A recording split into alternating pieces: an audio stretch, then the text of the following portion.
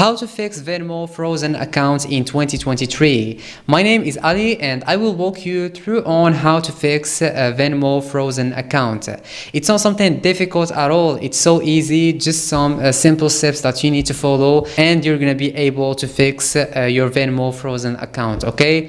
So just follow what I'm gonna tell you right now. So your account on Venmo is frozen, and what we need to avoid this is to change your IP, okay? So you just need to change your IP of your address, and this could help you to fix your Venmo frozen account. So just go and change your Wi-Fi. Don't use the Wi-Fi that you've been using. Choose another Wi-Fi, and then you can go to your Venmo account and see if there is a change and your account is unfrozen. If it's not fixed, now we need to go to the second way, which is go to App Store or Play Store and install a VPN, okay? So here you need to use a VPN that's gonna change your location, and this could help you unfroze your Venmo account, okay? So it's necessary to change your location so that they don't recognize that you are the same person from this location, okay?